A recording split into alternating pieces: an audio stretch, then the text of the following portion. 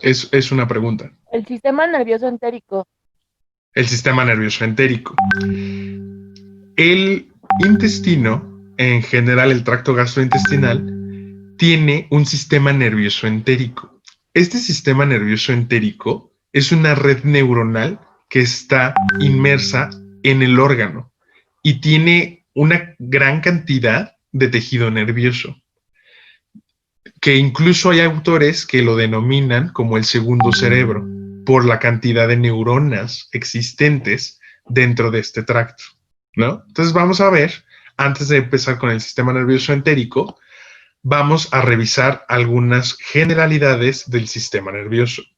Nosotros, como para estudiar la fisiología, nosotros ponemos una clasificación. Nosotros vamos acotando los términos para que su estudio se nos haga más sencillo. Entonces, una forma para estudiar el sistema nervioso es clasificarlo dependiendo de dónde se encuentra el sistema nervioso. ¿Sí me explico? Entonces, ustedes saben cuáles son la clasificación de acuerdo a su localización.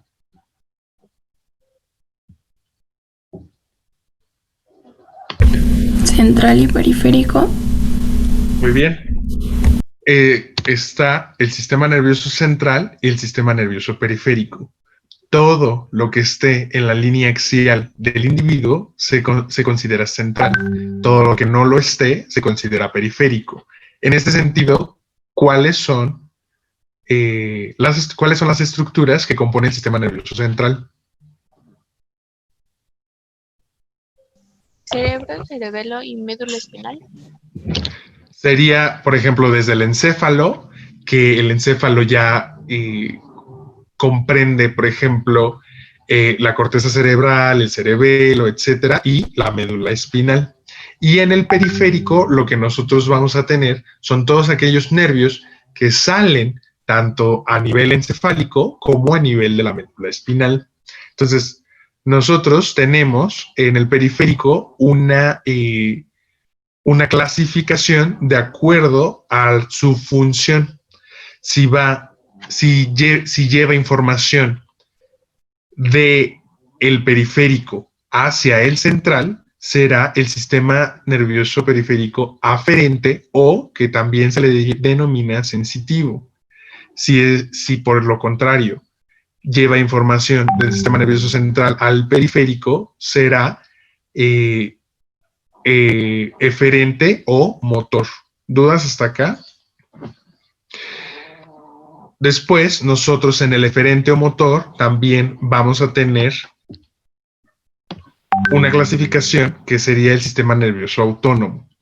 Este, a su vez, se divide en sistema nervioso simpático y sistema nervioso parasimpático. Acá, en el motor, también está el somático. Entonces, el sistema nervioso autónomo sería aquel. El sistema nervioso autónomo sería aquel que inerva gran parte de las vísceras. Y el somático sería el que inerva la mayoría de los movimientos voluntarios. ¿Sí? Acá, en el periférico, también estaría clasificado el sistema nervioso entérico. Entonces, cuando nosotros hablamos de sistema nervioso autónomo, estaríamos hablando de sistema nervioso simpático, parasimpático y el sistema nervioso entérico, que esta parte del sistema nervioso es una parte que puede llegar a ser olvidada en estas clasificaciones. El sistema nervioso entérico tiene tanto funciones eferentes como funciones motoras. ¿Dudas hasta acá? Y ahorita nosotros lo que vamos a ver es dónde están ubicadas. Entonces, me voy a pasar esta, ahorita regreso a ella. Nosotros acá tenemos una porción, un segmento de intestino. Lo que nosotros vemos es, por ejemplo, acá estarían las vellosidades intestinales, que corresponde a la mucosa. Aquí estaría la submucosa y acá es el pleso mucoso la muscular de la mucosa, y vamos a ver las diferentes capas. Lo que a nosotros nos interesa hoy serían ubicar dos plexos. El plexo mientérico o el plexo de Auerbach y el plexo submucoso o el plexo de Meissner. Estos dos plexos se encuentran ubicados entre la submucosa y la capa de músculo circular, que es el plexo de Meissner, o entre ambas capas musculares, tanto la longitudinal externa como la circular interna, ¿sí? Acá, a ver, me voy a saltar todo porque acá hay otra imagen. Aquí, por ejemplo, estaría la mucosa, ¿sí? Después viene la submucosa. Sería la circular interna y esta sería la longitudinal externa. Esto de aquí serían los plexos. ¿Sí los ven? Estos que se representan como amarillos. Entonces, lo que nosotros acá tratamos de ejemplificar es que hay tejido nervioso entre las capas. Este sistema nervioso puede llegar a ser independiente del sistema nervioso autónomo. ¿Qué quiere decir? Que cuando aquí ocurren cambios, lo primero que va a censar es el sistema nervioso entérico y puede llegar a tener vías aferentes.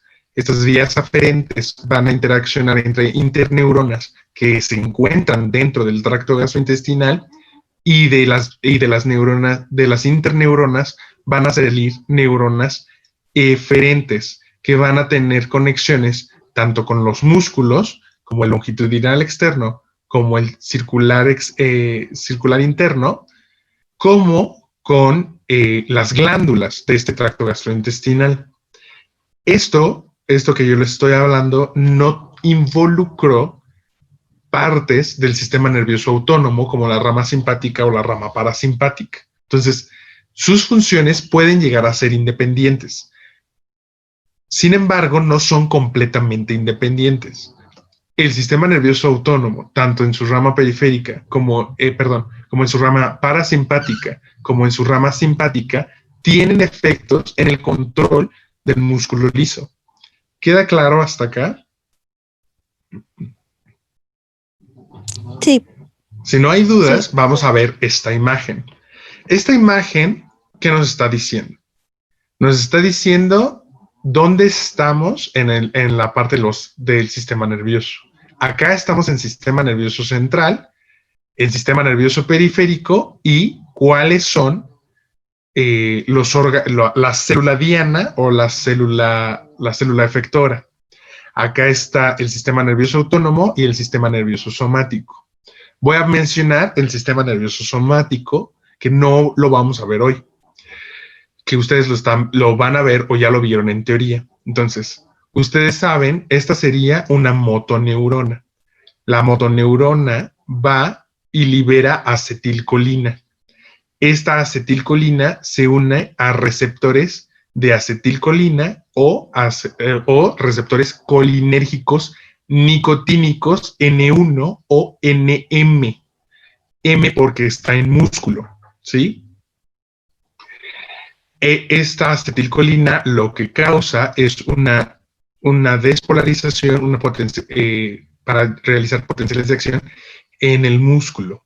Ahora, el sistema nervioso se divide en simpático y en parasimpático.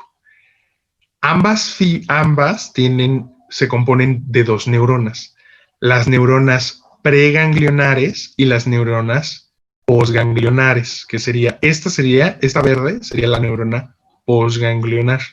La que está representada en color amarillo sería la neurona preganglionar del sistema nervioso parasimpático. Acá abajo, en color rojo, nosotros vemos la neurona preganglionar y en color azul vemos la neurona posganglionar.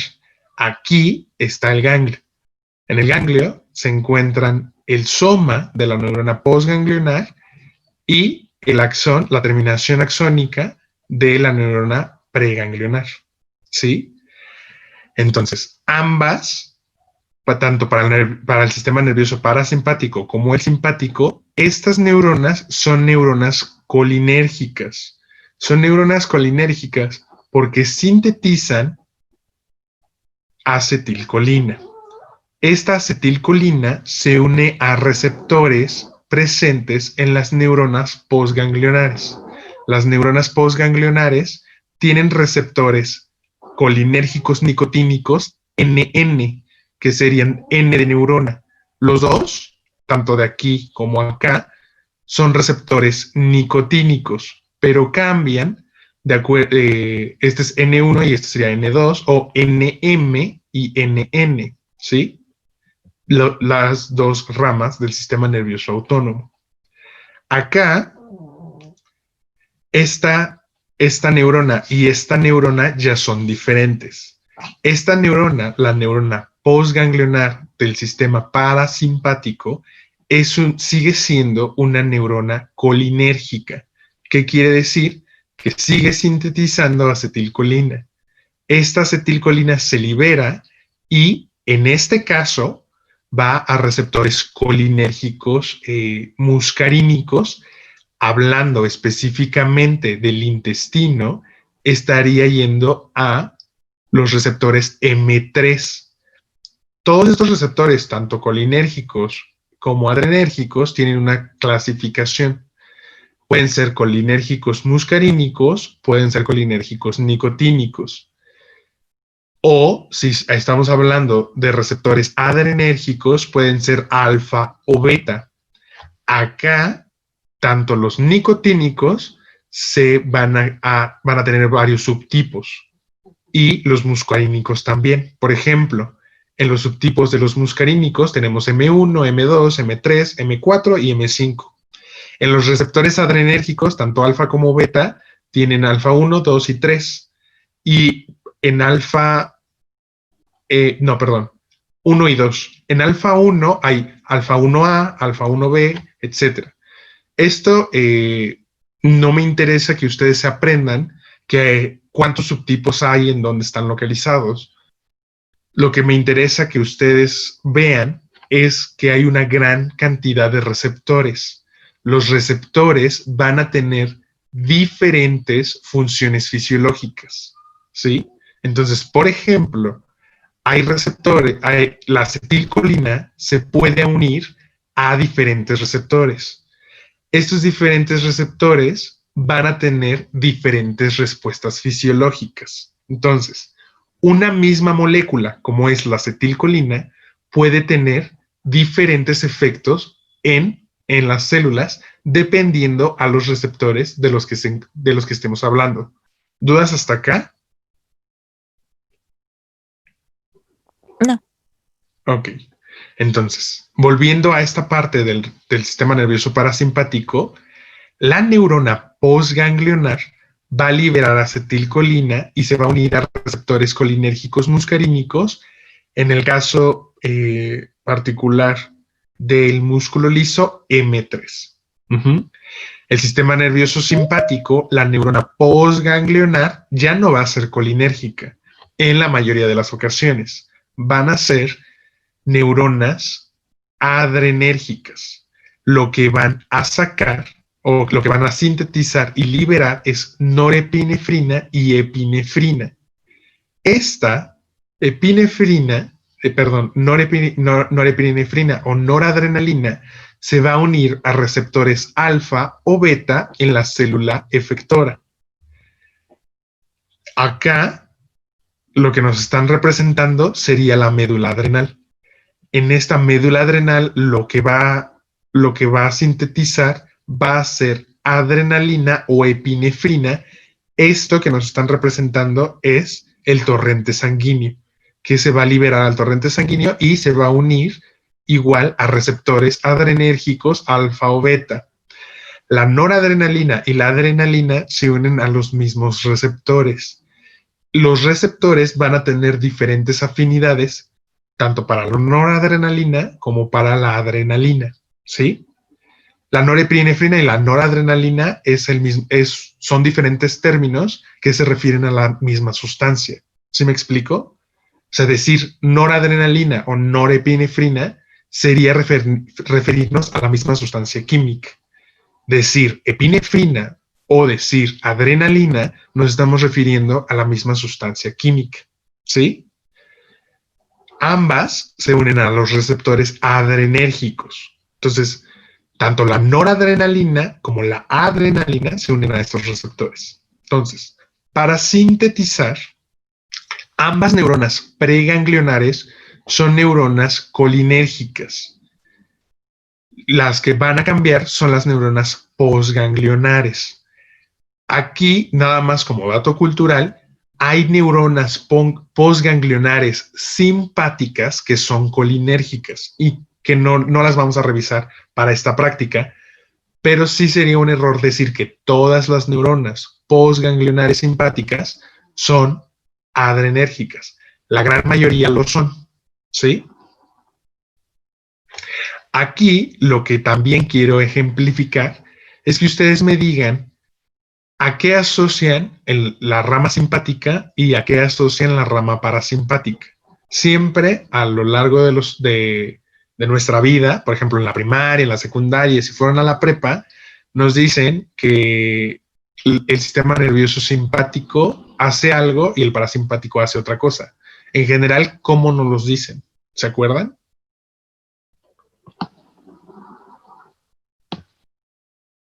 Por ejemplo, uno excita y el otro disminuye. El simpático es el que normalmente excita. Creo que apagaste tu micrófono, Gabriel. Que el simpático creo es el que normalmente excita. Ok, no, siempre nos enseñan que la rama simpática es la excitatoria y la rama parasimpática es la que deprime. No está del todo mal, pero sí nosotros en esta práctica vamos a ver dos simuladores. Uno va a ser sobre el tracto gastrointestinal y el otro va a ser sobre el corazón. Y ambos van a tener diferentes efectos. A nosotros siempre nos han enseñado que el simpático es el que excita y el parasimpático es el que relaja, ¿no? Algo así nos han dicho. No en todas las ocasiones. Depende de los receptores. Entonces, la adrenalina, por poner un ejemplo, en el corazón va a tener efectos excitatorios. Va a aumentar la fuerza de contracción y su frecuencia. La misma adrenalina sobre el intestino va a tener efectos depresores. Va a disminuir la fuerza de contracción y va a disminuir su frecuencia. Entonces, ¿cómo es que la misma sustancia química va a tener dos efectos muy diferentes en dos órganos diferentes? ¿Por qué? Si es la misma sustancia química.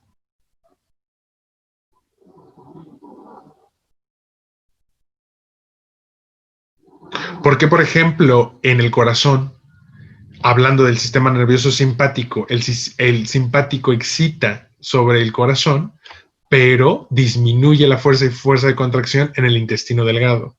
¿Por qué? Si es la misma sustancia química. Podría ser porque en el sistema, bueno, en el intestino también está actuando también el sistema parasimpático y es el que está excitando y el otro pues lo tiene que inhibir, ¿no? No pueden actuar los dos pues juntos como potencializando algo. Qué gran participación. Gracias. Solo me sale Martínez Juárez.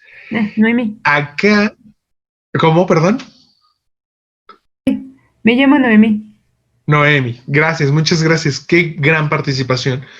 Porque justamente también nos han enseñado eso, ¿no? Se activa el simpático y se activa el parasimpático.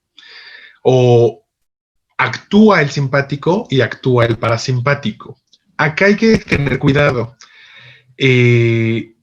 Lo que sucede es que, por ejemplo, el corazón tiene muchas neuronas que están llegando al corazón. Cuando yo hablo de una neurona postganglionar, estoy diciendo la neurona postganglionar. No quiere decir que esta sea una neurona postganglionar. Son cientos, miles de neuronas postganglionares, miles de neuronas preganglionares que se dirigen hacia el órgano efector. Vamos a seguir en el mismo ejemplo del corazón. En el corazón llegan muchas neuronas postganglionares parasimpáticas y muchas neuronas postganglionares simpáticas. Cada una de ellas, tanto neuronas postganglionares simpáticas como neuronas postganglionares parasimpáticas, están desarrollando potenciales de acción diferentes. Ustedes recuerdan que en la clase pasada nosotros veíamos el efecto que podrían llegar a tener dos estímulos en una neurona. ¿Sí recuerdan? Entonces, imagínense, eso fue en dos células en una neurona, o dos estímulos, mejor dicho, en una neurona. Cuando nosotros ya hablamos de los individuos, nosotros estaríamos hablando de los efectos que tienen todas esas neuronas postganglionares en el corazón. Entonces,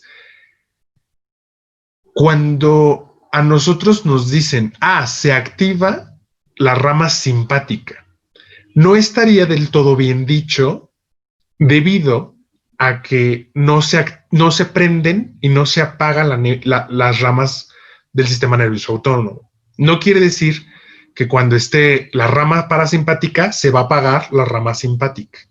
O al revés, cuando se active la rama simpática, se apaga la rama parasimpática. Ambas ramas están actuando al mismo tiempo, están realizando sus efectos al mismo tiempo. Voy a seguir con el corazón. En el corazón nosotros tenemos una frecuencia cardíaca que le llamamos basal, o una frecuencia cardíaca normal, por así llamarlo, ¿sí? Vamos a poner como ejemplo que esta frecuencia cardíaca es de 60 latidos por minuto, entre 60 y 100 latidos por minutos, ¿no? Vamos a manejar 60-90 latidos por minuto. Entonces, en un individuo, por ejemplo, nosotros ahorita tenemos una frecuencia cardíaca basal. No estamos haciendo ejercicio, no estamos estresados a lo mejor. Entonces, estamos en condiciones que nos permiten tener nuestra frecuencia cardíaca. Esta se ve regulada tanto por el sistema nervioso simpático como el sistema nervioso parasimpático. Ambas están confluyendo y están teniendo un control. Si nosotros tenemos, por ejemplo, cuando nos vamos a dormir, que estaría predominando el sistema nervioso parasimpático, o si tenemos alguna motivación de estrés, un estresor, el sistema nervioso simpático aumentaría. Entonces, aumenta la actividad del sistema nervioso simpático y disminuye la actividad del sistema nervioso parasimpático. Esto no quiere decir que si aumenta la actividad del simpático, el parasimpático se apaga.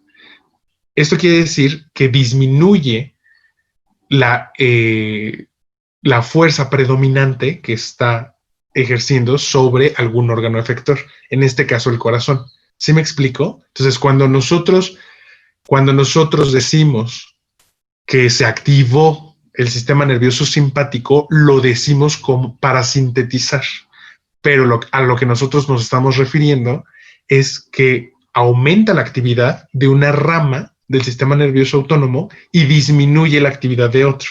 ¿Sí me expliqué? ¿Quedan dudas con esto o queda muy claro? Porque esto es vital para nuestra práctica.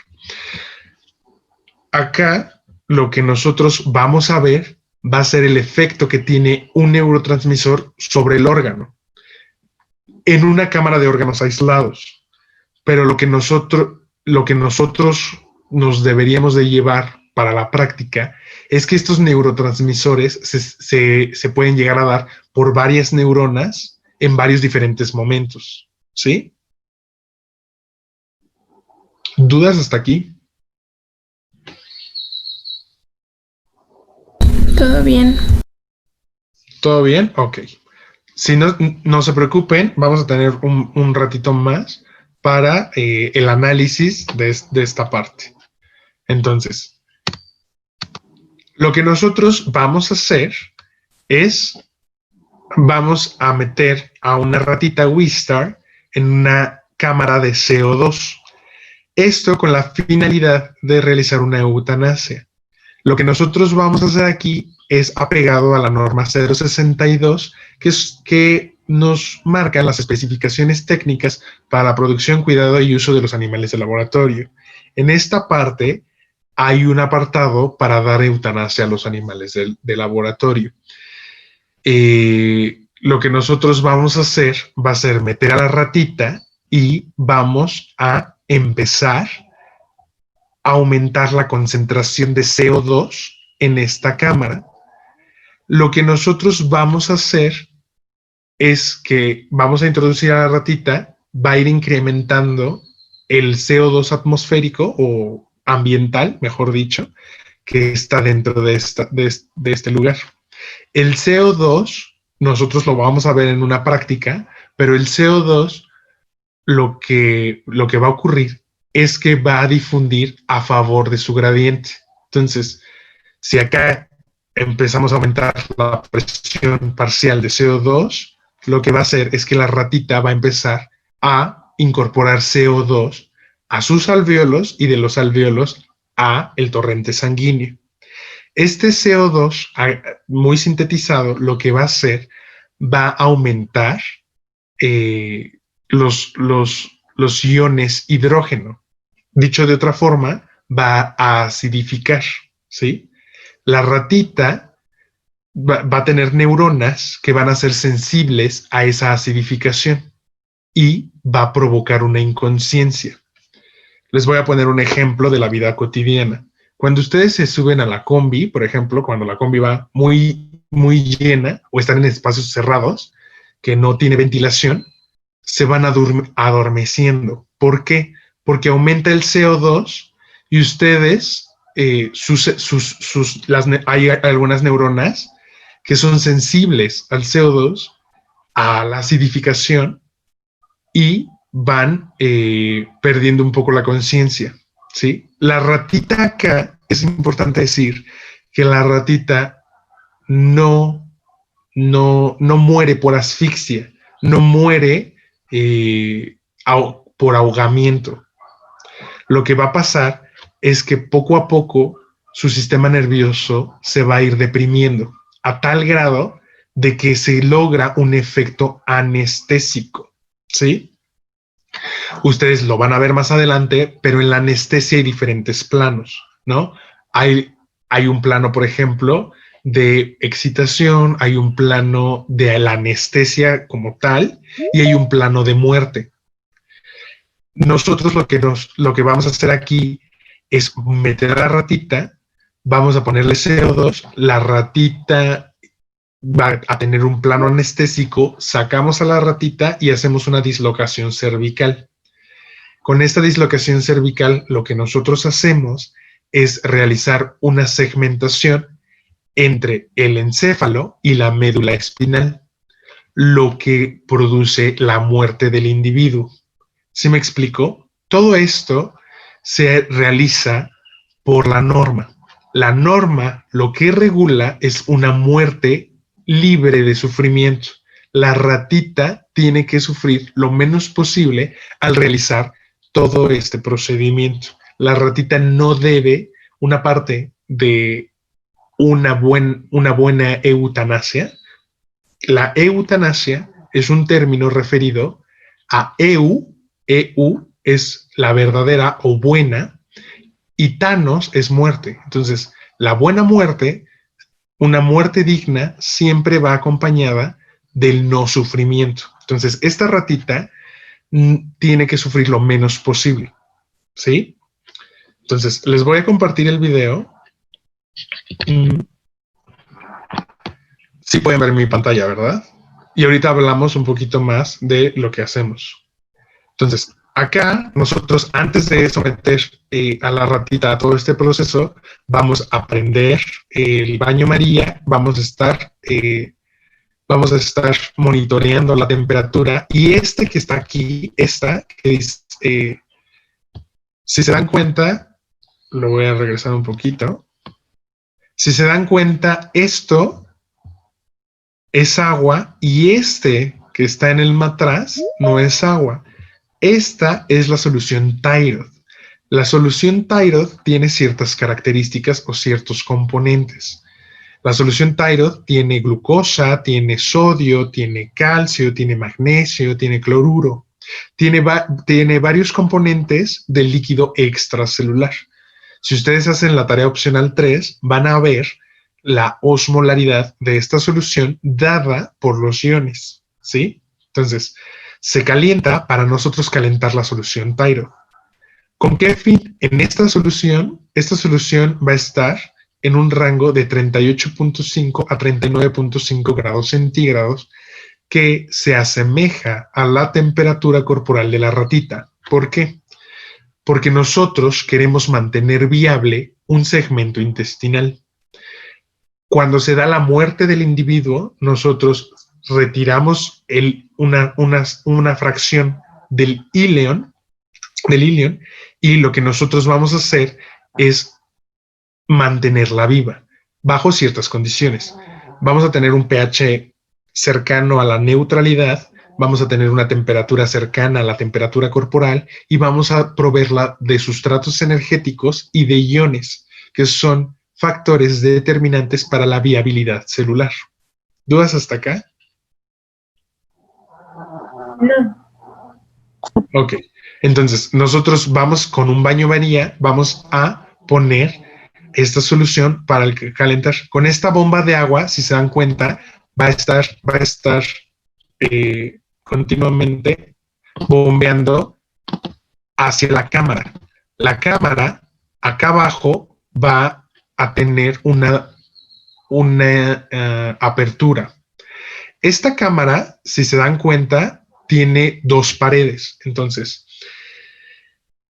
tiene vamos a llamarlo así, una pared externa y una pared interna. En estas dos paredes hay un espacio.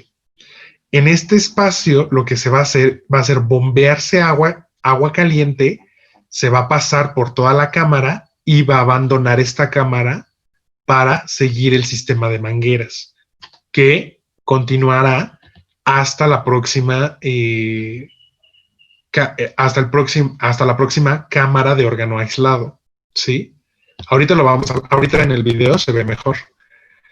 Entonces, justo lo que están haciendo aquí es lo que haría el agua. El agua entra por un lado de la cámara y sale por el otro. Esta tiene dos paredes, una interna y otra externa, que hace que el agua fluya a través de ella, y por convección va a calentar lo que esté dentro de esta cámara de órganos aislados. El agua va a seguir su curso hacia la otra cámara, y así subsecuentemente, hasta que la manguera termine otra vez en el baño María. Lo que nosotros vamos a hacer va a ser el montaje de todo este sistema, y vamos a tomar las temperaturas. Bueno, no, en realidad no lo hacemos en el laboratorio, pero lo que nosotros veríamos es que dentro de la cámara se va a tener la misma temperatura que necesitamos para mantener viable el órgano. Acá lo que nosotros vamos a tener, este tapón, si se dieron cuenta, va a ir por debajo de la cámara, va a tapar la cámara. Este ganchito lo que nos va a ayudar es a sostener parte del segmento intestinal. Entonces nosotros vamos a sacar la porción intestinal, vamos a hacer dos cabos, un cabo corto y un cabo largo. Aquí vamos a poner el cabo corto. Este que está acá es una forma de nosotros vamos a colocar una bomba que va a airear. Como las bombas de las peceras, nosotros lo que vamos a hacer es conectarlo con un sistema de manguera aquí también, y cuando esté montado el intestino va a estar poniendo burbujas de aire. Estas burbujas de aire lo que van a tener como función proveer oxígeno a nuestro tejido. ¿Por qué? Porque también el oxígeno es necesario para la viabilidad celular, ¿sí? Lo que nosotros vamos a hacer es colocar este tapón en la cámara de órganos aislados. Este tapón va a estar conectado a una manguera, que esta manguera va a tener una pinza de Mohr. ¿Sí la vieron, la pinza de Mohr? La pinza de Mohr lo que nos va a ayudar es a ocluir este sistema de manguera. Esta pinza de Mohr lo que hace es que cuando nosotros llenemos la cámara de órganos aislados, impedir que la solución Tyrod salga de esa cámara. Cuando nosotros administremos los fármacos, vamos a hacer lavados y vamos a quitar la pinza de Mohr para que toda la sustancia que esté dentro de la cámara de órganos aislados salga de esa cámara y nosotros poner una solución nueva, ¿va? Entonces, para eso nos va a servir el sistema de mangueras. Lo que nosotros vamos a hacer acá, una vez que la ratita ya tenga ya esté con la eutanasia, lo que nosotros vamos a hacer es hacer un segmento intestinal. Entonces acá nosotros vamos a tomar a nuestra ratita, la vamos a llevar con un manejo adecuado a esta, que es nuestra cámara de CO2. En esta cámara de CO2, lo que, como bien ya les dije, va a irse aumentando gradualmente con un tanque de CO2, la presión parcial de CO2, para adquirir un plano anestésico de la ratita. Una vez que la ratita ya está en el plano anestésico, no se ve en el video, pero nosotros hacemos una dislocación cervical. Esta dislocación cervical va a causar la muerte del individuo y posteriormente lo que nosotros vamos a hacer, vamos a realizar una incisión en la parte abdominal de la ratita y vamos a pasar piel, vamos a pasar las fascias, vamos a pasar el músculo y vamos a tener acceso a la cavidad abdominal. En la cavidad abdominal lo que nosotros vamos a buscar va a ser el ciego y vamos a cortar el segmento intestinal adyacente al ciego. Lo vamos a colocar en la solución Tyrod para que siga viable y lo vamos a depurar.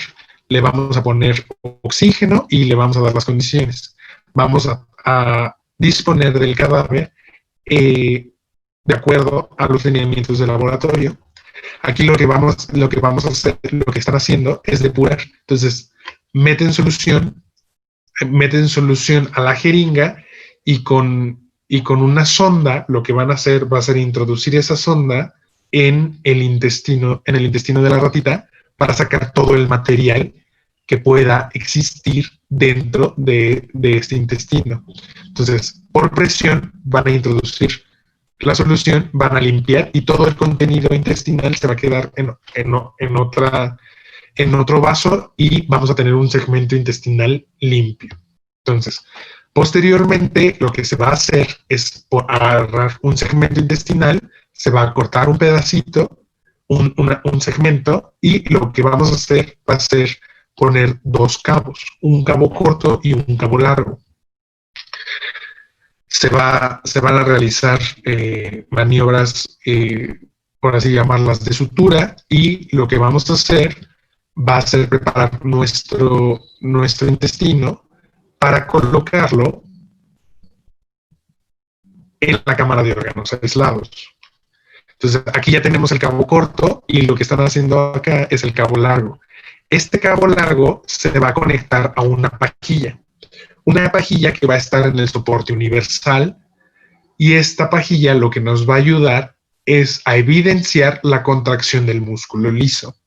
Si bien el individuo ya tuvo una muerte, este segmento intestinal no está muerto, tiene una viabilidad. Entonces, en el músculo liso tiene la propiedad de poder realizar contracciones per se, o sea, no como a comparación del músculo estriado esquelético, que sí necesita una inervación del sistema nervioso somático. El músculo liso no la necesita para realizar contracciones musculares. Y ahorita vamos a hablar un poquito más de ello.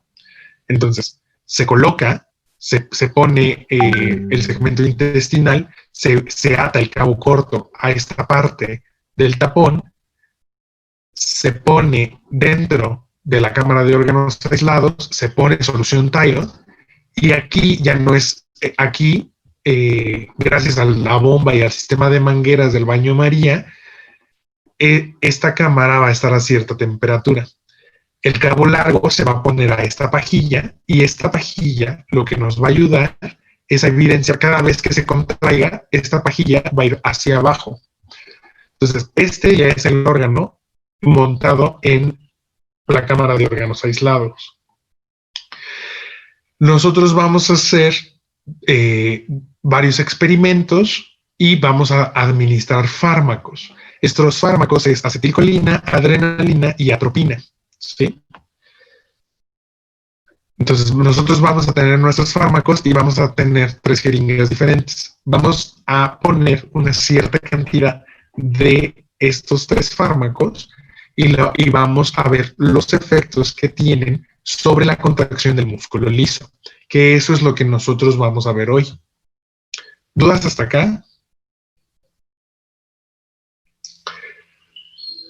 Ok.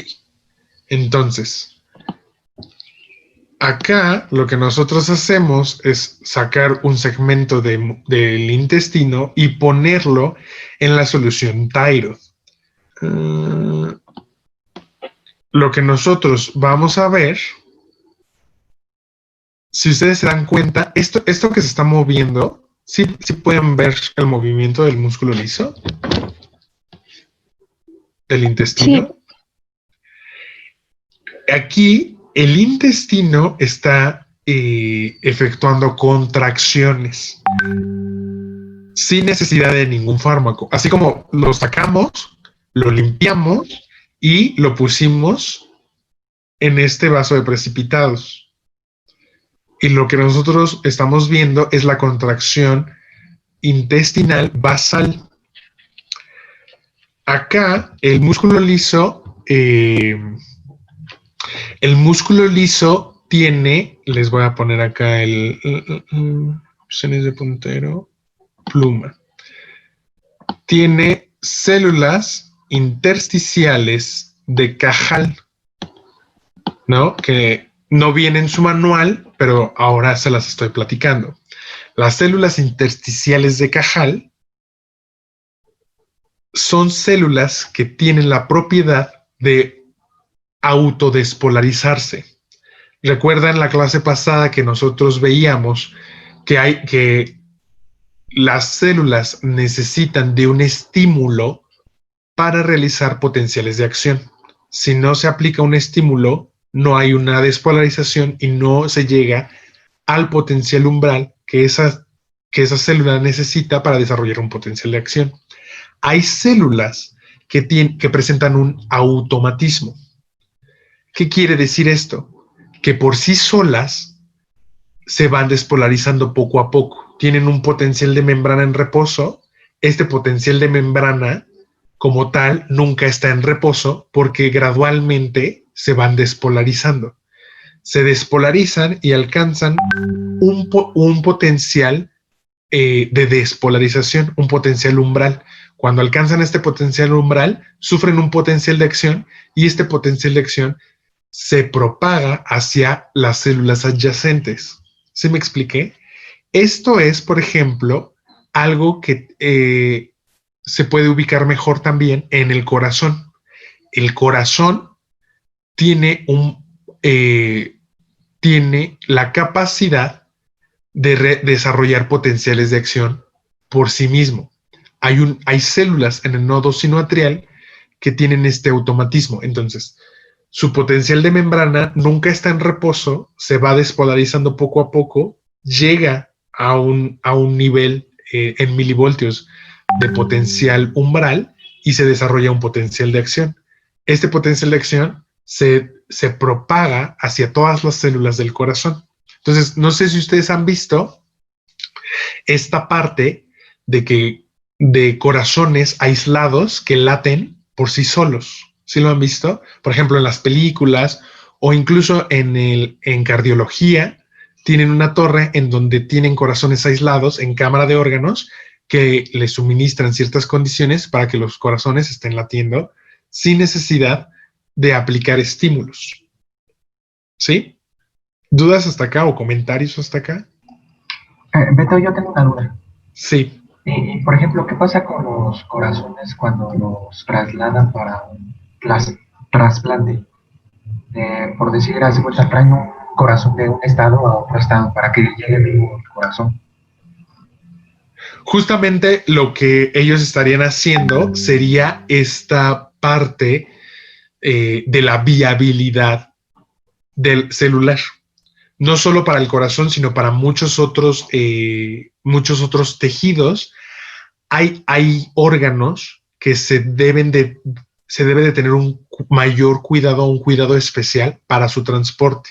Lo que se hace aquí es ponerlas en una solución que va a ser específica. ¿A qué me refiero con específica? Va a tener componentes que garanticen la viabilidad del órgano. Por ejemplo, en el corazón le van a poner potasio, calcio, cloruro,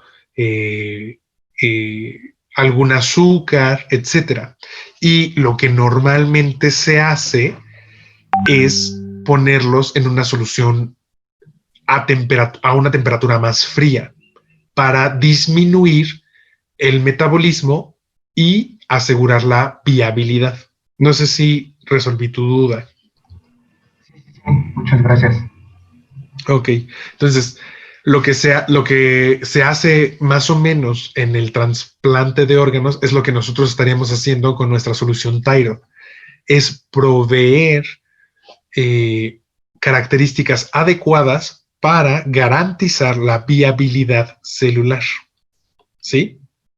Entonces, las células intersticiales de Cajal, lo que nos van a estar inmersas en el tubo del tracto gastrointestinal, y lo que van a hacer es que van a favorecer la contracción espontánea de este órgano. ¿A qué me refiero con espontánea? Que no necesita un estímulo externo.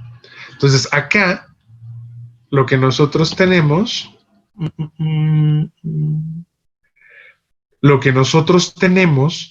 es la contracción. Ya no lo puedo poner. La contracción de este músculo intestinal. Acá está. Sin necesidad de que este órgano esté recibiendo inervación extrínseca del sistema nervioso autónomo. Se contrae sin la necesidad de recibir neurotransmisores como la acetilcolina. ¿Sí? A eso me refiero con espontáneo. ¿Dudas hasta acá? Si no hay dudas, lo que nosotros vamos a hacer, o lo que nosotros veríamos, sería colocar un fragmento de músculo liso intestinal en esta cámara de órganos aislados. Acá está el gancho donde colocamos el cabo corto, y acá nosotros lo que colocamos es un cabo largo. Este cabo largo lo que iría sería a las pajillas que previamente ya les mostré, o lo que nosotros hacemos y lo que vamos a ver ahorita. Nosotros tenemos este aparatito. Este aparatito es un aparato que nos ayuda a ver varias variables fisiológicas. Este aparato se llama Biopac. Este Biopac lo que nos ayuda es a transducir señales. En este caso, lo que nos va a ayudar es que con ayuda de un miógrafo, este miógrafo lo que va a hacer, si ven, este tiene un gancho. Este ganchito lo que hace es llevar señales del miógrafo hacia el biopack. Este cabo largo se anudaría a este gancho del biopack y lo que va a hacer graficar lo que nosotros vamos a ver. Entonces, para que ustedes lo vean mejor, lo voy a correr. Este segmento intestinal, ¿sí le bajé el volumen? Sí. Si se dan cuenta, pueden ver este movimiento. Este segmento intestinal se está contrayendo. Este segmento intestinal está ejerciendo una fuerza que está jalando este ganchito, ¿sí? Si se dan cuenta, acá tiene unas burbujas de oxígeno, la solución ya está a una temperatura, etcétera. Entonces, este segmento intestinal tiene todas las condiciones necesarias que necesita para tener viabilidad. Se contrae y esta contracción, este cabo estaría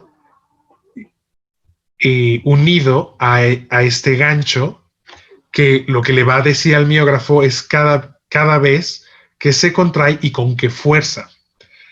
Entonces, me voy a adelantar un poco y lo que nosotros veríamos, o para lo que sirve ese biopack, es para obtener esta gráfica, ¿sí? Si se dan cuenta acá, tiene un eje de las X y un eje de las Y. ¿Qué grafica? O sea, ¿qué nos estaría diciendo?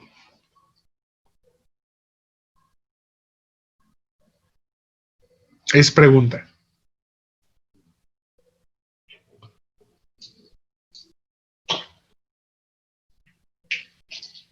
Acá, si se dan cuenta, ¿qué dice? Segundos. Y acá, aquí ya no se ve o no se alcanza a ver tan bien, dice fuerza. Entonces, lo que nosotros estaríamos viendo aquí es una gráfica de la fuerza que ejerce este segmento intestinal a través del tiempo. ¿Sí me explico? Entonces, lo que nosotros estaríamos viendo serían las contracciones en fuerza por el tiempo. Entonces, lo que nosotros vamos a hacer va a ser registros de esta contracción. Registros que van a ser, el primer registro que nosotros vamos a revisar sería la contracción basal. La contracción que por sí sola se está llevando a cabo. Posteriormente, nosotros vamos a agregar 3 fármacos: la acetilcolina, la atropina y la adrenalina. Lo que nosotros vamos a hacer, tanto para la acetilcolina como para la adrenalina, es simular o emular el efecto que tendría el sistema nervioso autónomo en la contracción del músculo liso intestinal. Entonces, si yo agrego acetilcolina, ¿qué rama del sistema nervioso autónomo estaría yo simulando? Parasimpático. Muy bien, el parasimpático. Y si yo agrego adrenalina, ¿qué rama del sistema nervioso simpático estaría emulando? El simpático. Muy bien. Si yo agrego acetilcolina, ¿a qué receptores se va a unir en el músculo liso intestinal? Colinérgico muscarínico. Muy bien, excelente. Colinérgico muscarínico, específicamente en el M3. Y la adrenalina, ¿a qué receptores se estaría uniendo? A los adrenérgicos. Perfecto. Aquí, si se dan cuenta, estamos usando adrenalina. El neurotransmisor que utiliza el sistema nervioso autónomo simpático, ¿cuál es ese neurotransmisor? ¿Cuál es el neurotransmisor utilizado por el simpático?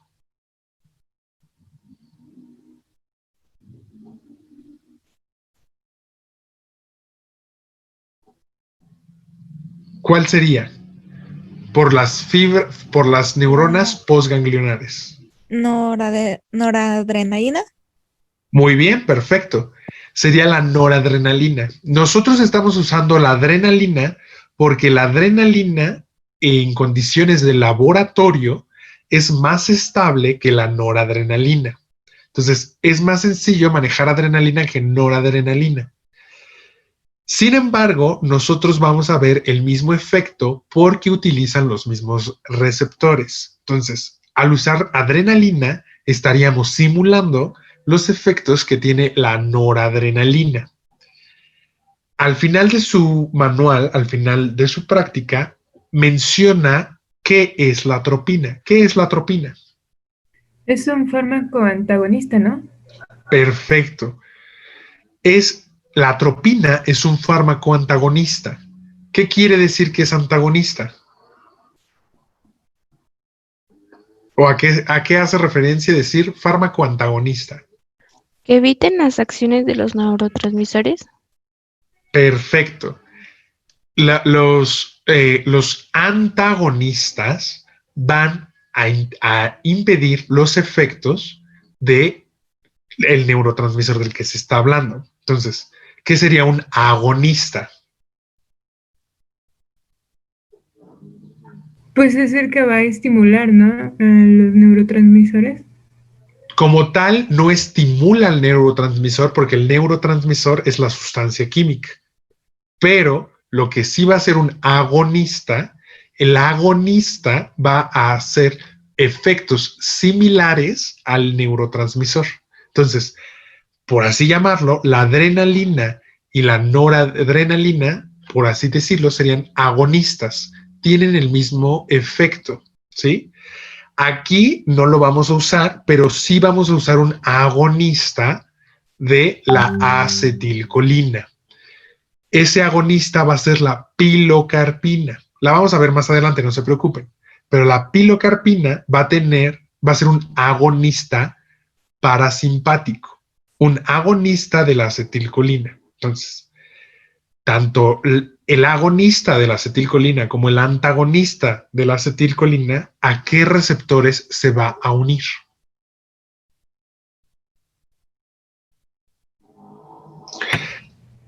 ¿A qué receptores se uniría la atropina?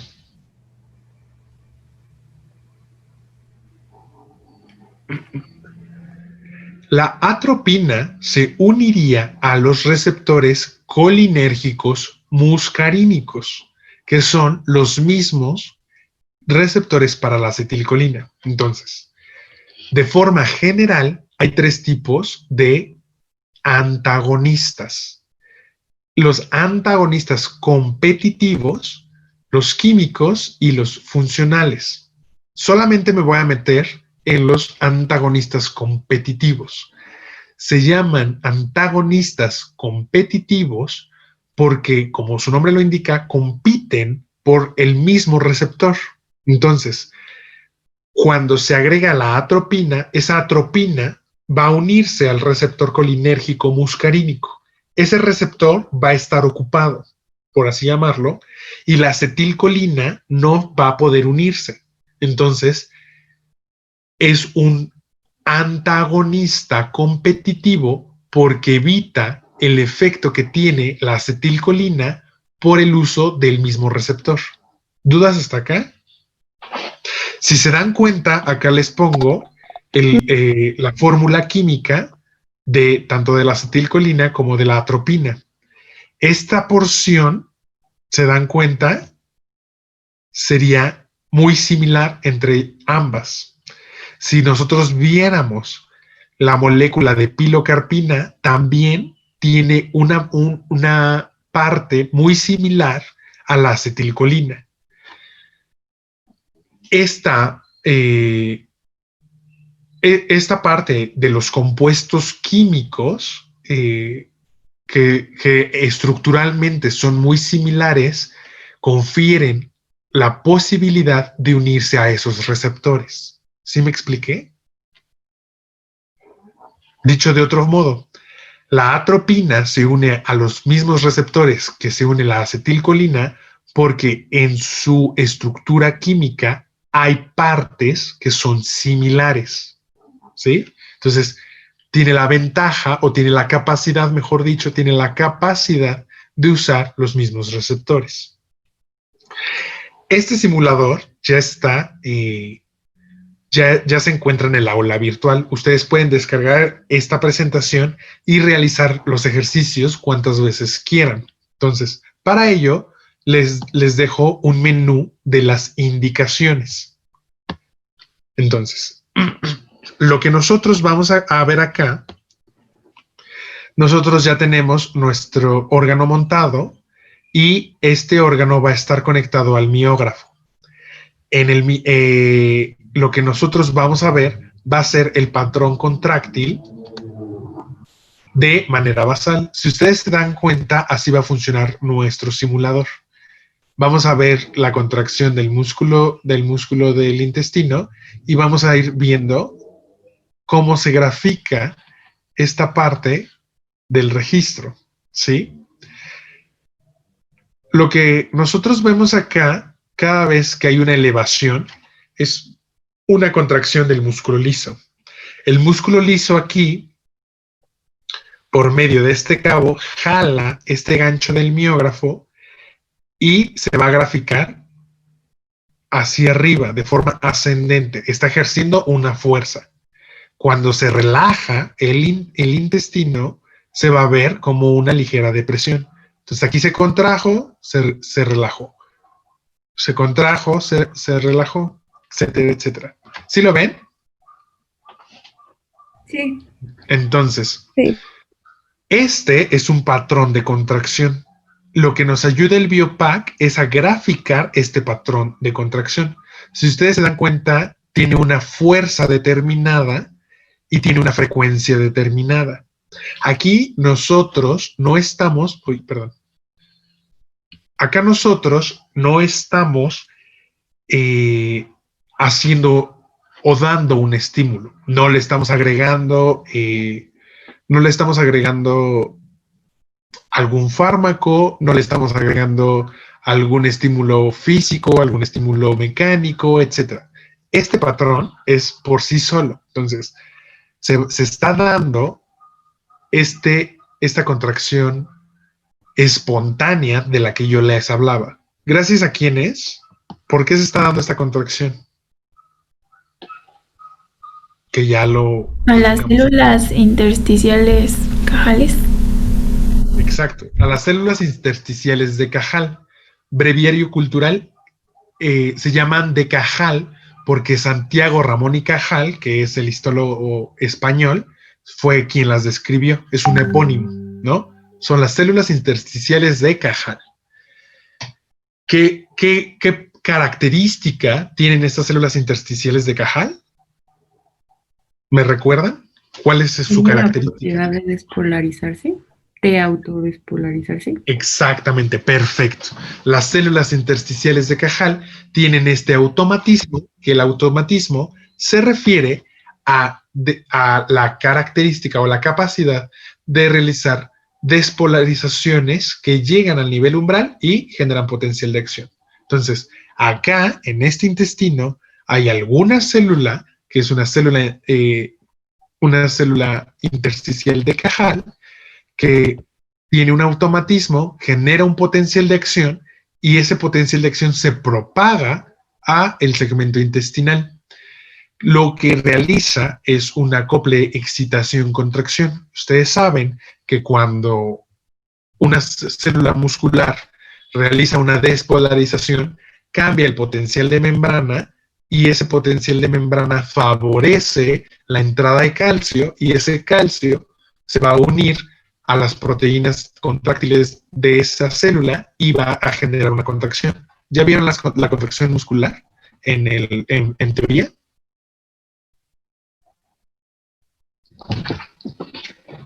Si no la han visto, la van a ver. Entonces, esto que nosotros estamos viendo, quiero dejar algo bien en claro, no es lo que veíamos la clase pasada. La clase pasada, lo que nosotros veíamos era un potencial de acción con sus tres fases: despolarización, repolarización, poshiperpolarización. Acá lo que nosotros vemos es un patrón de contracción. ¿Sí? Entonces, cuando avancemos en los diferentes registros, lo que nosotros vamos a ver en la primera parte va a ser una contracción basal. La vamos a ver acá. Posteriormente vamos a agregar los fármacos y vamos a ver diferencias en este patrón de la contracción. ¿Sí?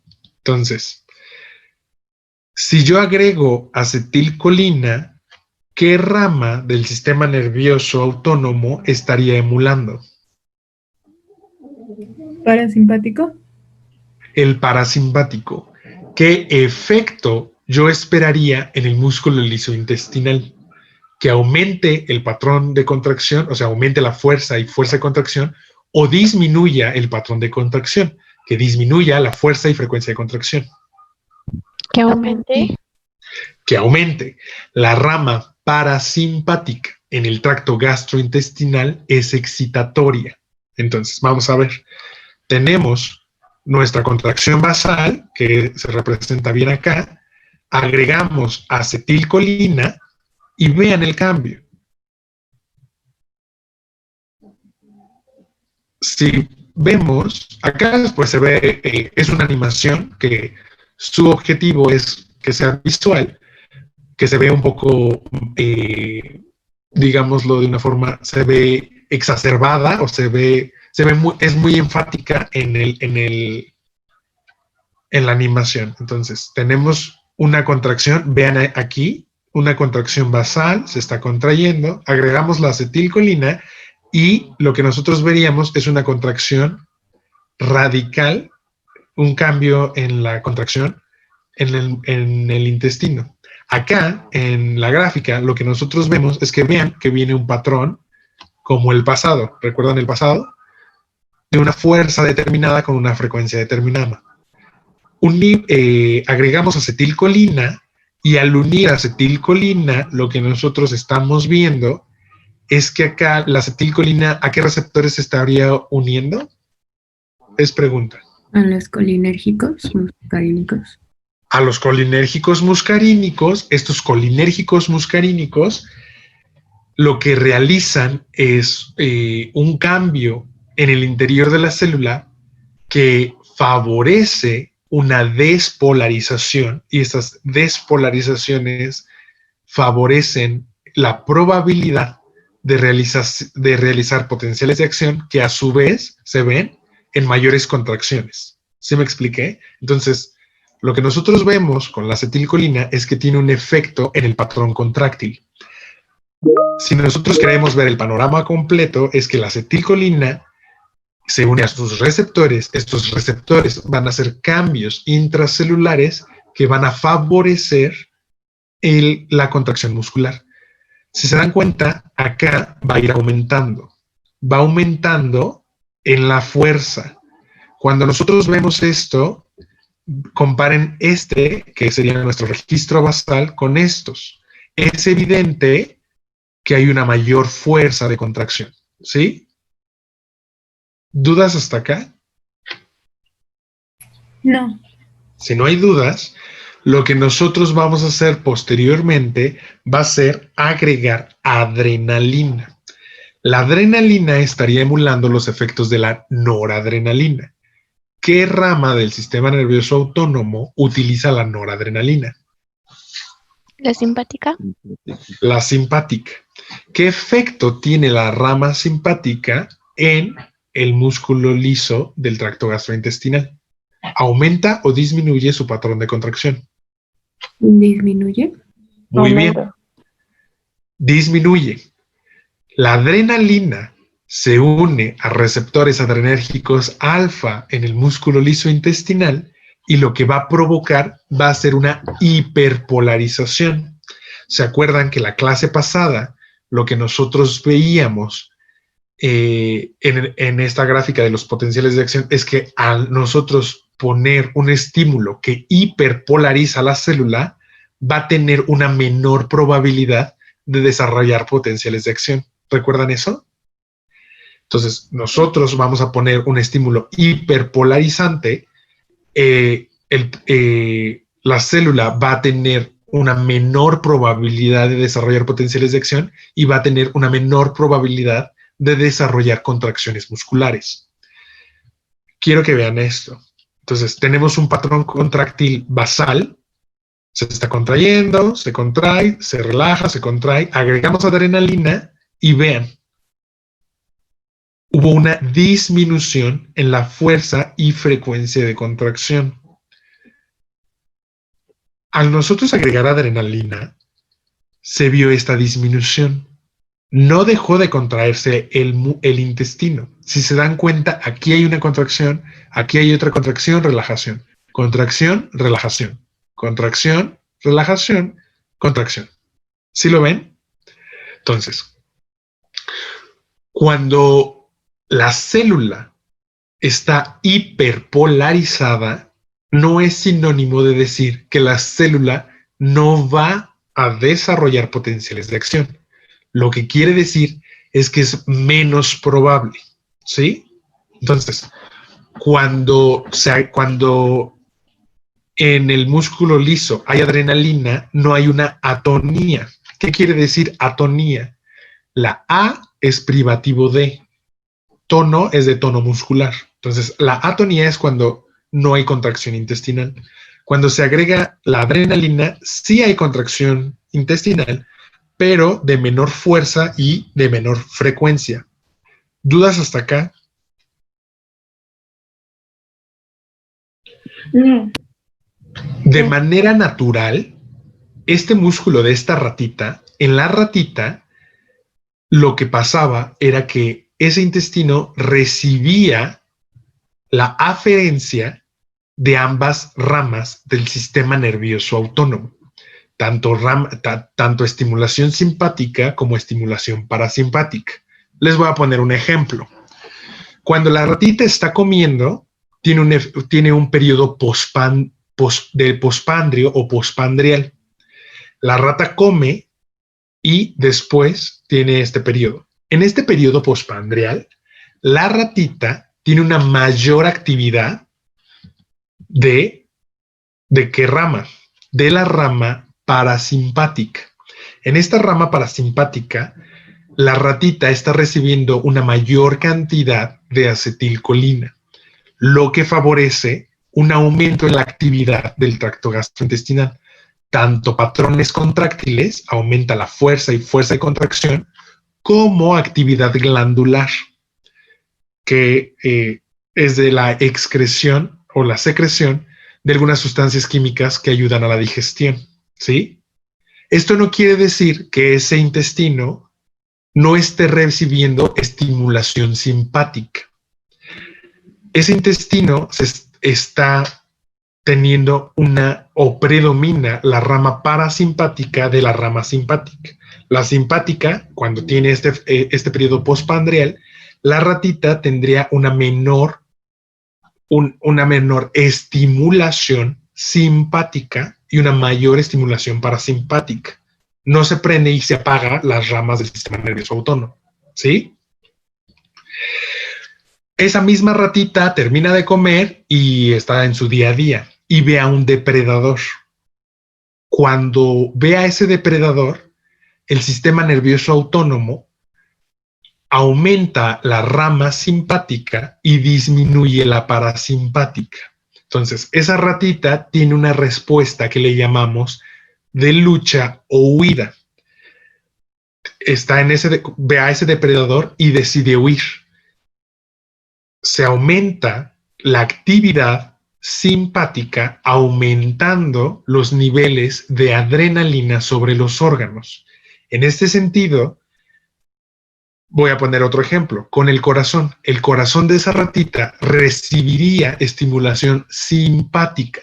En el corazón, la adrenalina tiene efectos excitatorios. Entonces, esa ratita está recibiendo adrenalina en el corazón que aumenta la fuerza y frecuencia de corazón, que al final es una ventaja biológica porque aumenta la perfusión sanguínea, que es necesaria para que esa ratita tenga una huida exitosa de su depredador. Ahora, esa adrenalina tanto está en el corazón como está en el músculo liso.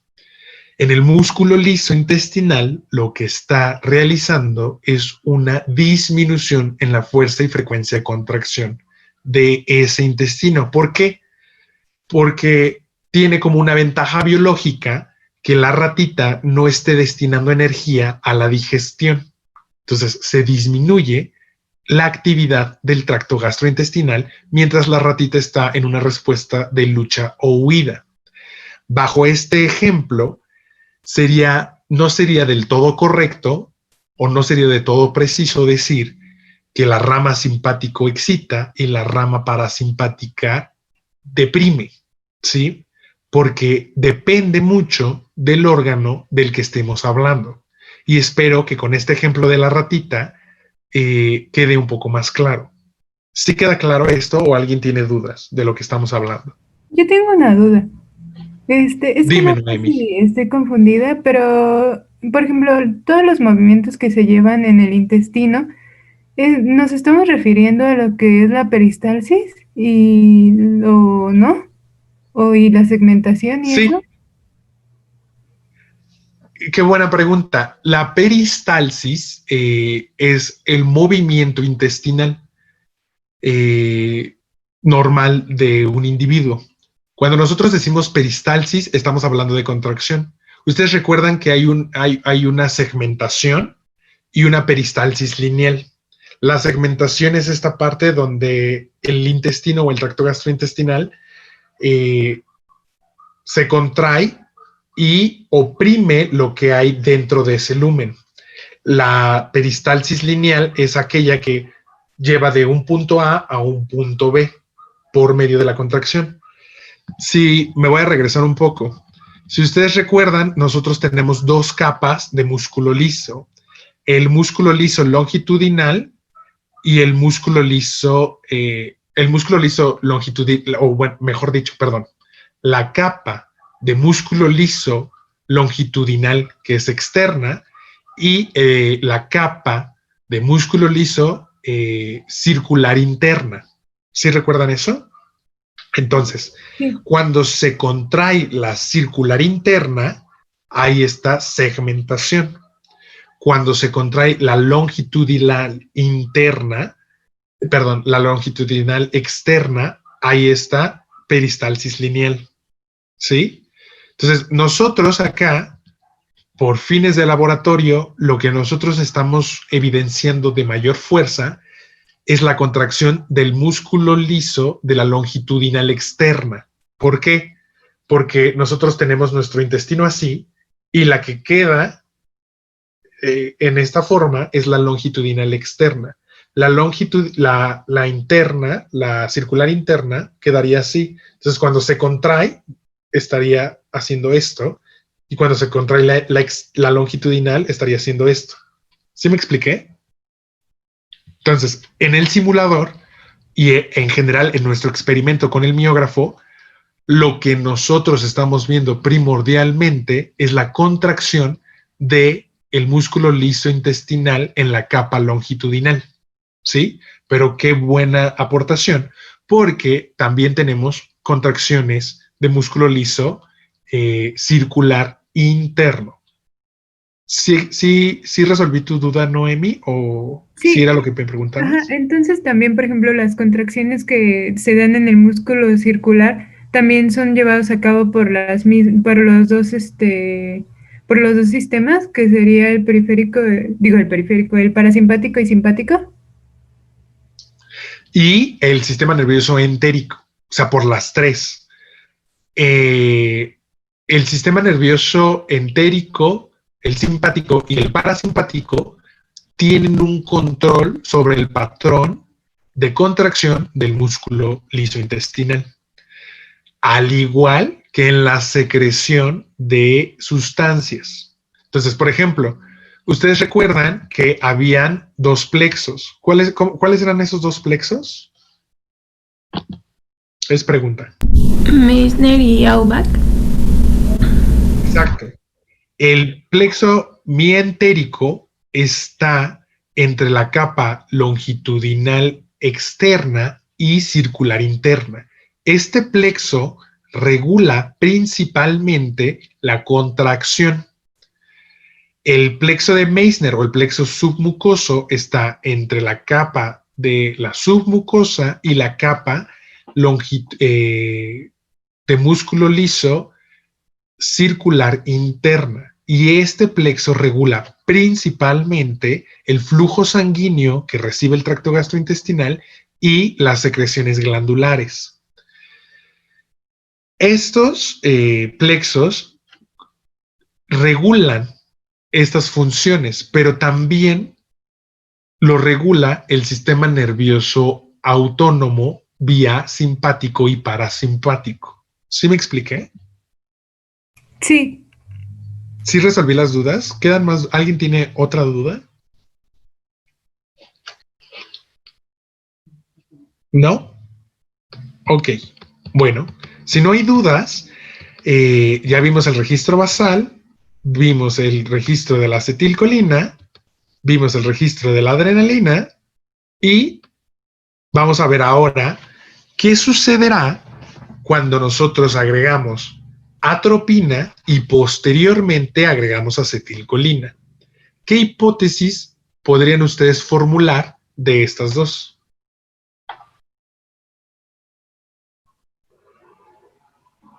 Bueno, que la acetilcolina es la que va a aumentar pues la contracción, ¿no? Y la atropina es la que estaría como estabilizando, o sea que la disminuiría un poco. ¿A qué te refieres con disminuiría un poco?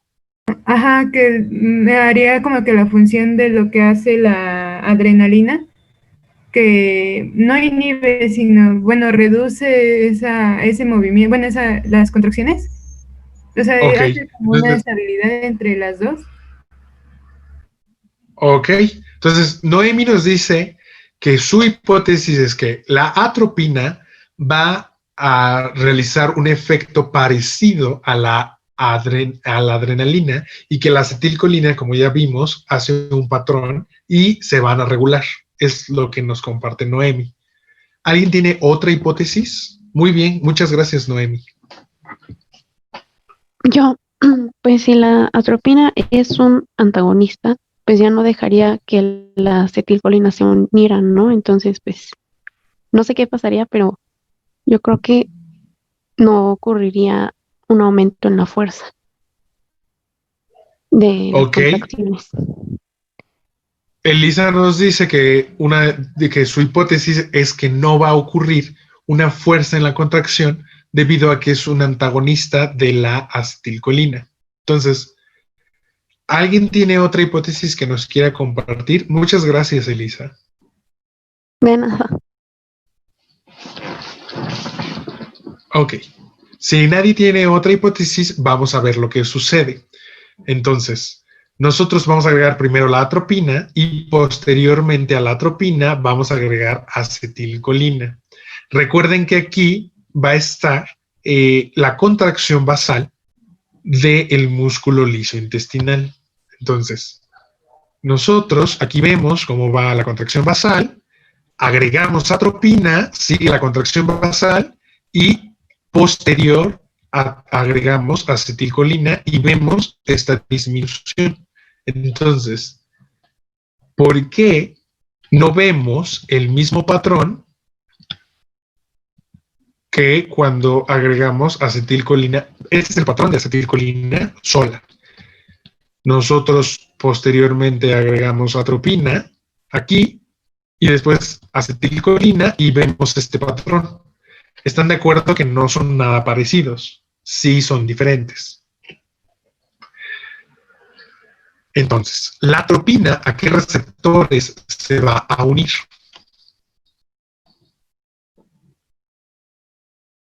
A los colinérgicos muscarínicos, Muy bien. ¿Y la acetilcolina? pues ya ninguno porque ya están ocupados. Aquí lo que Elisa nos está compartiendo es que tanto la atropina como la acetilcolina se unen a los mismos receptores, que son colinérgicos muscarínicos. La atropina per se no tiene un efecto biológico. ¿A qué me refiero con efecto biológico? La atropina, cuando se une al receptor colinérgico muscarínico, no causa, no desencadena segundos mensajeros, no desencadena cambios en la célula. Simple, sencilla y llanamente llega al receptor y estorba. O sea, se queda unido a ese receptor. No desencadena, no hiperpolariza, no despolariza, no nada. Simplemente bloquea el receptor. Entonces, vemos un patrón contráctil basal, se agrega la atropina y no hay un efecto biológico. Al no haber un efecto biológico, no pasa nada y acá agregamos acetilcolina. Si se dan cuenta, este patrón de contracción no es igual que este patrón de la atropina. Antes de la atropina, perdón. ¿Qué está pasando? Porque la atropina no tiene efecto biológico y la acetilcolina tampoco estaría interactuando con los receptores porque estos receptores estarían bloqueados por esta atropina. ¿Por qué aquí hay una disminución en el patrón contráctil del músculo lisointestinal? ¿A qué ustedes lo podrían atribuir? Pues es lo que decía mi compañera, ¿no? Que estaba impidiendo el paso de la acetilcolina, por eso no disminuye completamente porque no tiene a qué receptores llegar. Ok, pero aquí, por ejemplo, o sea, agregamos acetilcolina y acá vemos una disminución. ¿Por qué aquí no estaba? Pues aquí estoy de acuerdo con ustedes, la acetilcolina no se puede unir a sus receptores porque están ocupadas por atropina. Pero acá ya se ve una disminución a comparación de esta parte del registro. ¿Por qué podría llegar a ser? Porque se disminuye la actividad de las células intersticiales de Cajal. ¿Podría ser? No va tanto por ahí. Acá lo que está ocurriendo es que dentro del sistema nervioso entérico, ¿se acuerdan que el sistema nervioso entérico también participa en la regulación del control de la contracción del músculo lisointestinal? ¿Sí? Entonces, cuando nosotros agregamos atropina, lo que estamos haciendo es que se bloquean los receptores para la acetilcolina. Si ustedes recuerdan de lo que hablábamos un poquito hace rato, es que de manera general, la contracción basal está regulada por los neurotransmisores, tanto acetilcolina como adrenalina. Entonces, acá hay participación de la acetilcolina, ¿sí? En este patrón de contracción hay participación de la acetilcolina y hay participación, puede llegar a haber participación de la adrenalina. Lo que nosotros estamos viendo es una contracción basal. Nosotros ponemos atropina y lo que está haciendo es bloquear el efecto que tiene la acetilcolina. Y entonces aquí sí hay actividad de células intersticiales de Cajal, pero lo que no hay es esta influencia que tiene la acetilcolina en la contracción basal del músculo lisointestinal. Lo voy a poner en otro ejemplo. Todos nosotros ahorita estamos sentados, estamos teniendo una frecuencia cardíaca basal. Si nosotros nos inyectáramos atropina, lo que nosotros veríamos sería un efecto de un aumento en la frecuencia cardíaca, porque nuestro corazón, incluso en su contracción basal, está recibiendo influencia o control de la acetilcolina. Si nosotros bloqueamos esa influencia de la acetilcolina, nosotros tendríamos una fuerza de contracción, una frecuencia de contracción diferente. ¿Sí me expliqué? Entonces, acá la acetilcolina y la atropina se unen a los mismos receptores. Voy a aprovechar descartar. Voy a aprovechar de que estamos hablando del corazón para ver esta parte de nuestra práctica. ¿Todos ven mi pantalla? Sí. Sí. Entonces, ¿qué tenemos acá? Rápidamente y brevemente, lo que nosotros tenemos es igual. Este sería nuestro miógrafo. Si se dan cuenta, está anclado el corazón y tenemos este panel de control. En este panel de control nos dice Ringers, 5 grados, 23 grados, 32 grados. ¿Qué quiere decir esto? Este es la solución de Ringer. La solución de Ringer es una solución que, al igual que la solución de Tyros, tiene ciertos compuestos o varios solutos que la constituyen. Tiene azúcares, tiene iones, tiene agua, etcétera, ¿no? Si se dan cuenta, acá hay una pequeña manguerilla que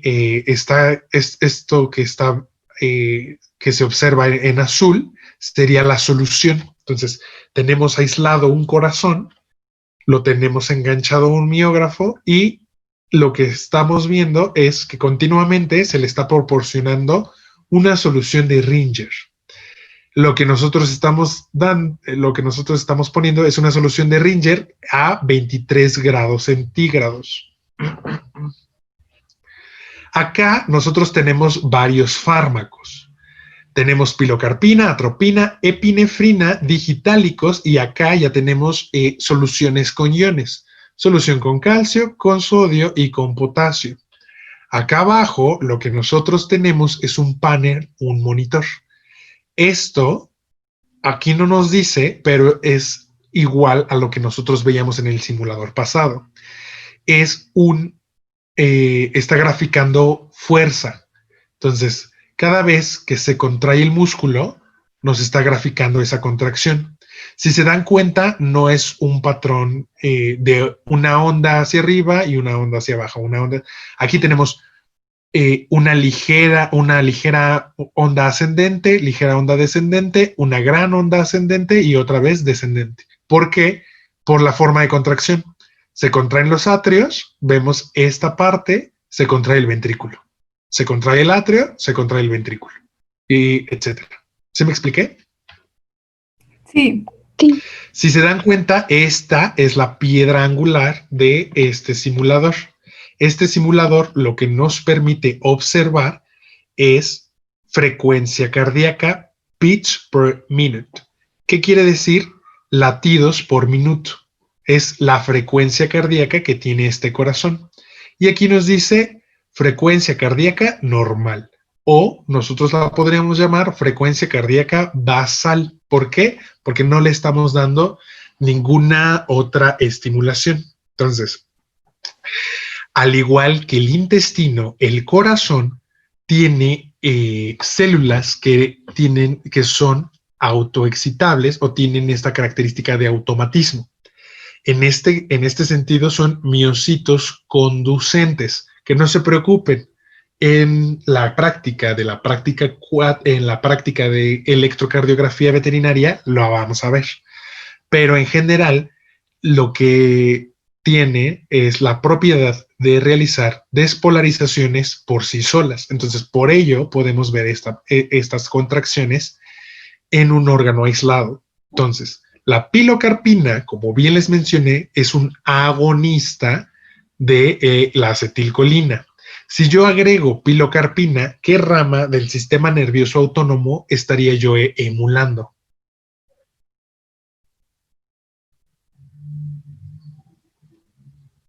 Si ¿La yo agrego... parasimpática? ¿Perdón? ¿La parasimpática? Muy bien. La parasimpática. Yo estaría emulando, si agrego pilocarpina, estaría emulando el efecto que tiene la acetilcolina y estaría emulando el efecto que tiene la rama parasimpática sobre el corazón. Sobre el corazón, ¿qué esperarían? ¿Que aumente la frecuencia cardíaca o que disminuya la frecuencia cardíaca? ¿Que aumente? Que disminuya. Que disminuya. Que disminuya. Vean la importancia de esta parte. Entonces yo agrego pilocarpina que se une a receptores colinérgicos muscarínicos. En este sentido, si no me equivoco, son muscarínicos M2 que están presentes en el corazón. La misma sustancia que es la acetilcolina tiene efectos diferentes en dos órganos. En el corazón Bueno, lo voy a agregar.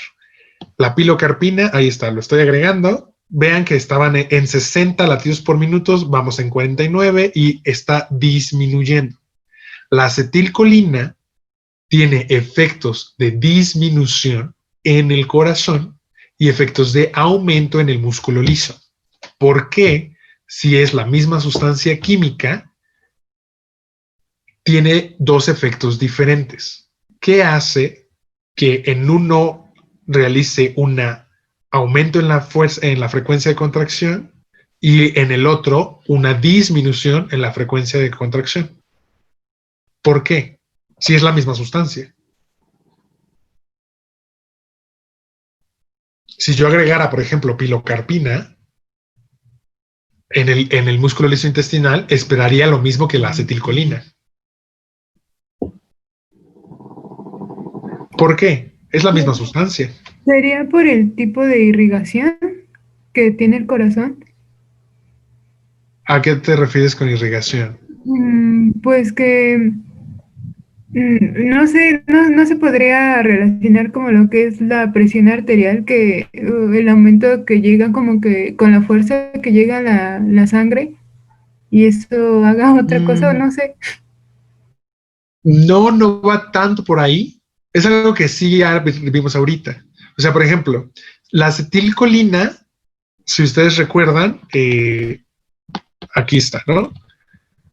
Si yo agrego acetilcolina, que aquí está esta estructura química, si yo agrego tanto en el corazón como en el músculo liso, va a tener dos efectos diferentes. En el corazón ya vieron hasta dónde llegó, 46 latidos por minuto.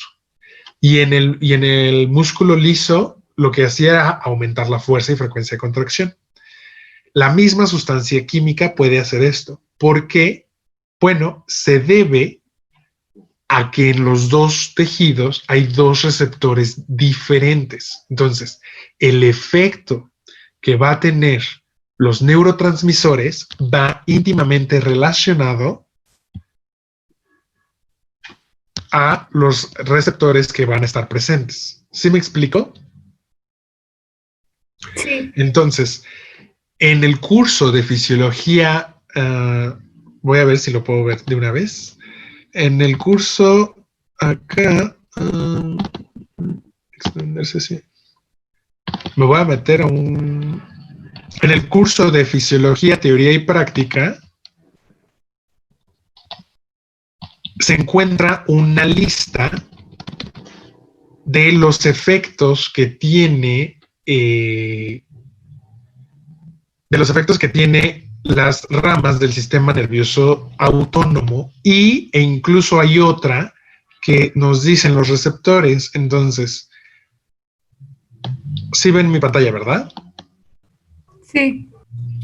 Si yo entro al cuadro de receptores, está abriendo de neurotransmisores. Lo que yo voy a ver en este cuadrito va a ser, por ejemplo, la acetilcolina. ¿Sí lo ven? Sí. Yo ya no lo veo. La acetilcolina tiene receptores nicotínicos, tiene receptores muscarínicos. Por ejemplo, nosotros hablamos del M3, que es músculo liso y glándulas. Entonces hay un aumento en la conductancia del calcio. Eso favorece la contracción del músculo liso y la liberación de sustancias de las glándulas. Si hablamos de acetilcolina, tiene receptores M2 que se encuentran en el corazón. Este tiene un aumento a la conductancia al potasio y esto tiene como consecuencia una hiperpolarización que se traduce en una disminución en la probabilidad de potenciales de acción.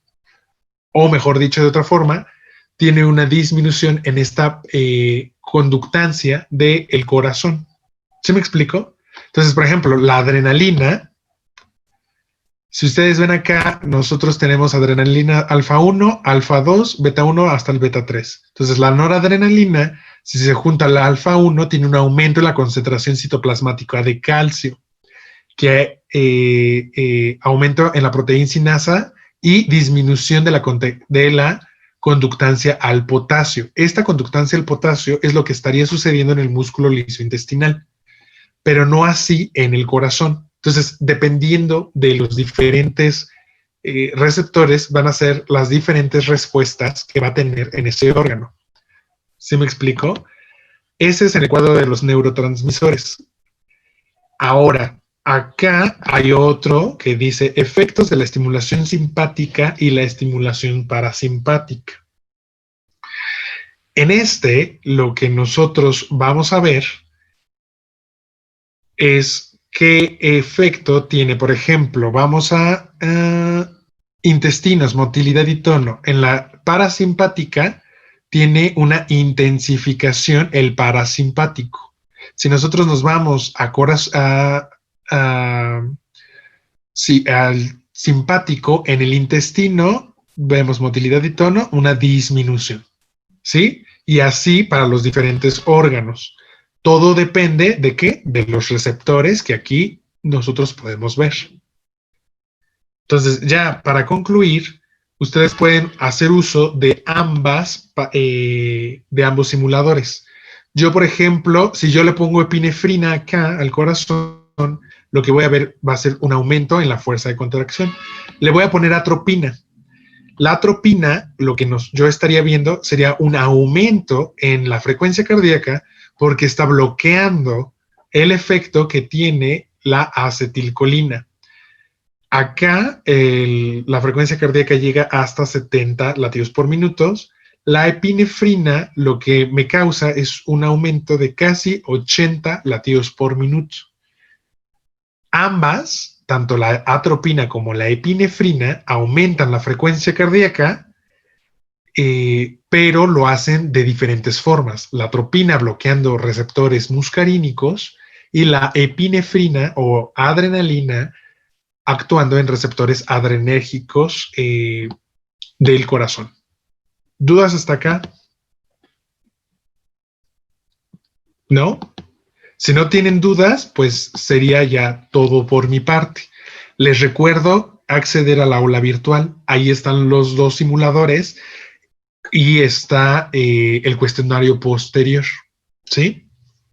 Si tienen dudas, también ya saben que pueden escribir en el grupo o me pueden escribir personalmente. Yo ¿Sí? tengo una Sí. duda rápida. Sí. ¿Pilocarpina es agonista de acetilcolina? Sí, Ah, pilocarpina es agonista. Ujú. Muy rápidamente, tanto la atropina como la adrenalina, la acetilcolina y la pilocarpina están en la cirugía, en los fármacos de emergencia. Por ejemplo, si tú estás operando un perro y ese perro está disminuyendo mucho su frecuencia cardíaca, puede llegar a morir. Entonces tú le inyectas adrenalina y puedes llegar a combinar adrenalina con atropina, que tiene un efecto en aumento en la estimulación simpática sobre el corazón. O sea, tiene un aumento en la frecuencia cardíaca. Si se te pasó la mano y el perro tiene una frecuencia cardíaca muy notoria, lo que puedes hacer es agregar pilocarpina para contrarrestar el efecto de atropina y epinefrina. ¿Sí me expliqué? Sí, muchas gracias. Para eso se usan esos dos fármacos. Ok, Tanto la gracias. atropina como la pilocarpina. ¿Sí? ¿Alguien tiene más dudas? No. Ok, bueno, pues sería todo por mi parte. Les deseo un excelente día y que aprendan mucho en sus clases en línea. Muchas gracias. Gracias. Gracias. Bye. Gracias. Cuídense, hasta luego. Nos vemos la Gracias, siguiente. Beto. Hasta Hasta luego. luego. Hasta luego. Que les vaya muy bien.